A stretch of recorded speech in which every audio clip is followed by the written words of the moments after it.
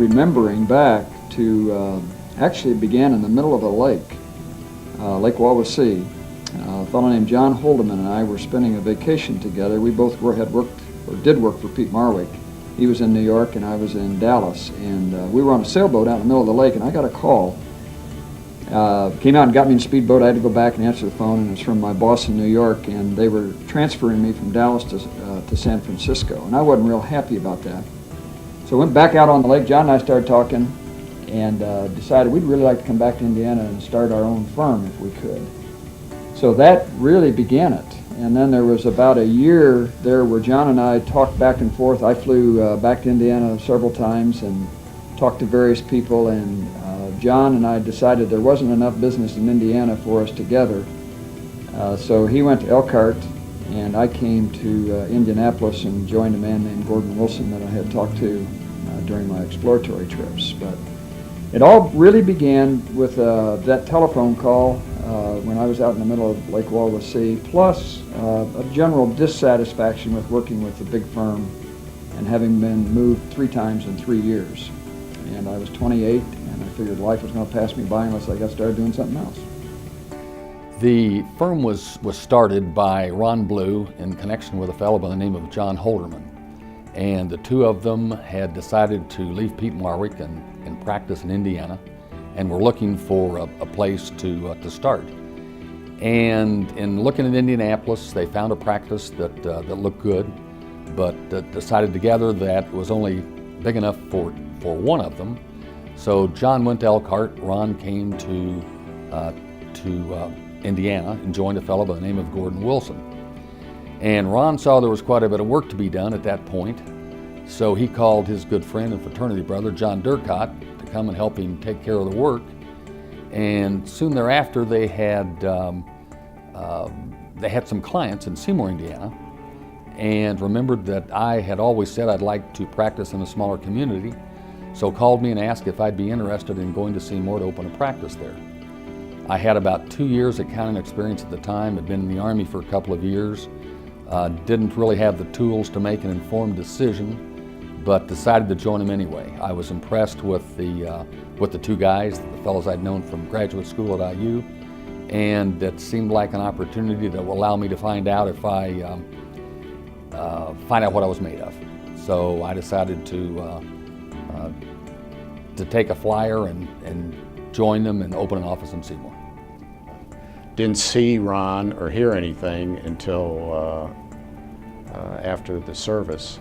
And after being in overseas for 2 years, I didn't really want to go back to New York because I heard all the war stories about, riding the trains, the ferries, and whatever. So I ended up with Pete Marwick in their Detroit office. And being a former football player, I started going back to all the IU football games and ran into Ron at a football game because I had heard that he had left Pete Marwick and started this practice.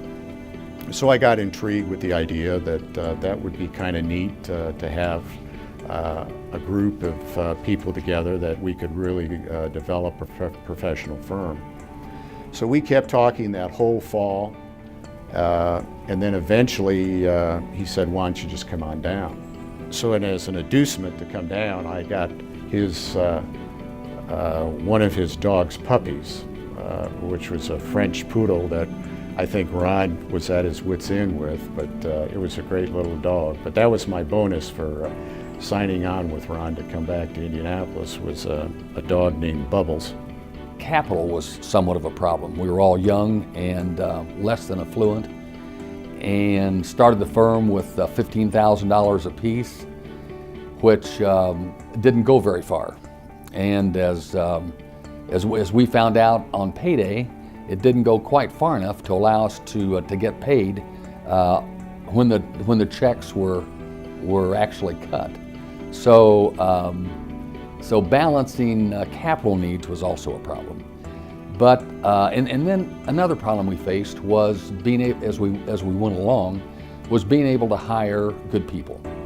And good people look for good situations, and it was quite a sales job for us to convince good people that an organization as young as Blue was a good place for them to start a career.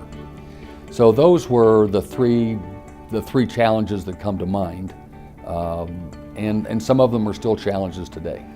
Well, the challenge was when we first started out, that when we all came together, we didn't have a lot of capital. And in fact, in order to be a partner, you had to go down and take out a note for $15,000. And even back then, if you didn't own any real estate or anything that could serve as collateral, it got to be pretty difficult in order to get funding. And it was fortunate that we were really starting to develop Blue. At the time, there were a lot of young, aggressive loan officers at some of the major banks in the city, who eventually, a couple of them got to be very senior positions in their banks. But we knew them from undergraduate and graduate school days. And we all went down and got our $15,000, and we felt that that would last us for about a week and a half worth of payroll. But then that's why we never had collection problems, because that was part of the issue, that you always had to make sure that you billed as soon as the service was done. But you still had cash flow problems, so that we felt it was important that the staff never really suffered any of those issues. So the partners, we would set up a rotating basis that if you cashed your check first this time, then you went to the back of the order. So depending upon how the internal accounting of the firm went, they could say, okay, another partner could cash their check at this time. So you always wanted to make sure you were hopeful that there was enough cash to be able to meet the withdrawal. But those were some of the fun days, because we were all young. And we interacted with each other's families at the time. So everybody kind of knew that, okay, so-and-so had a mortgage payment that was coming up, and we had to make sure that that partner had the draw to be able to take care of it or whatever. So those were issues, but they weren't as, numbing looking back in retrospect as they could have been, because we all felt confident that we had a practice that was quality and that could grow through all these issues. The one thing that is true today in Blue, which was true in the early years, is that those of us in the outlying offices always feel like we're somewhat country cousins to the home office. And that came into play a number of times in the early start of the firm, but most particularly it came to play on payday, because there never was enough money so that all the partners could cash their checks at the same time.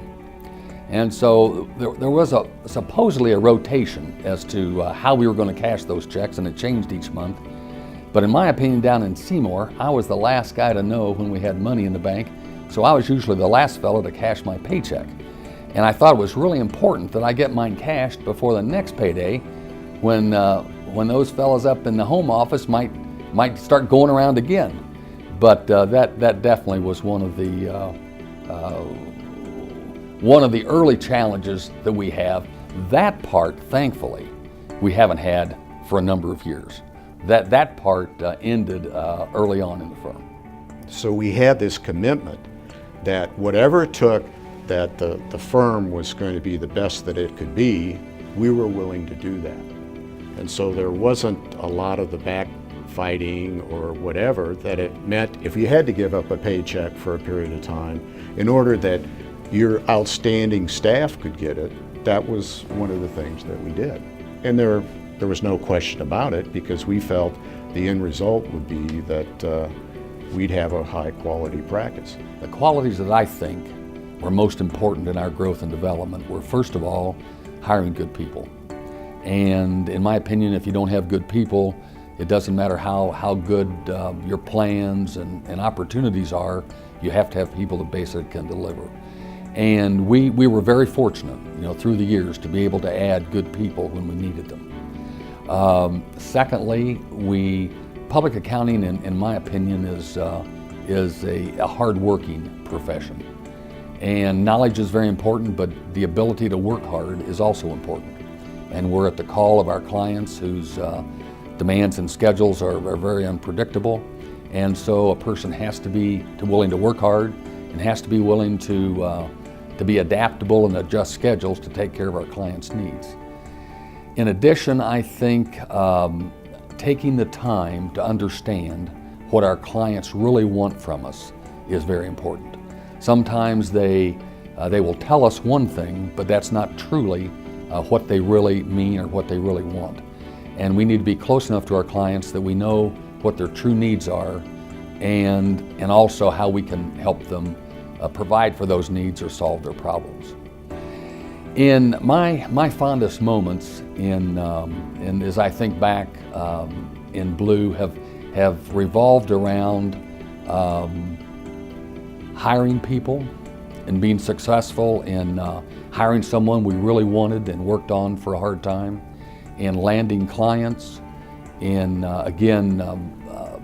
working on a client, pursuing them perhaps for a year or two, and finally landing them. And also, in my own case, of just watching people grow and develop. I spent a lot of time in the personnel area of the firm and seeing people come in, recognize the opportunities, prepare themselves for the challenges they might face, and being ready to deliver when the time came was also very rewarding to me. And I find Blue then and today an organization that will provide opportunities and most of the tools you need, and then it's up to the individual to take advantage of those opportunities and tools and develop a situation, a career that is meaningful and the type of career that they want. I always thought that that this business wasn't too difficult if you hired well. Because if you hired well, you had people who were coming in at the bottom who were forcing the growth of the organization and forcing development of the organization. And growth, I don't mean in revenue as much as growth in competence and growth in the ability to create opportunities. So my philosophical belief has been hire well, bring them in, and they'll force the growth of the organization. Well, I think just a couple of things that we all need to keep in mind are that the client comes first, that we need to be as close to that client as we can so we can identify what their needs and wants are, and that we've got to be willing to work hard at times of the year when hard work is really demanded. Going forward, the whole concept of Blue & Company is going to be built on a core group of people that are committed to be the best that they can be. Then all of a sudden you won't have to worry about where your business is going to come from. Because people will hear and know that these people are committed to doing good work, and that reputation is something that is priceless. And it's interesting, when you look at the history of the accounting profession, 40 years is not a long time, but there's been such a tumultuous period of time during this 40 years that there hasn't been anybody in business that can't say that the last 5 years has been some of the most tumultuous times this world has ever seen. And for Blue & Co. to be still standing on its feet and being a world-class firm speaks well of the fact that the people within the firm are committed to always be the best that they can be and do whatever it takes to get there.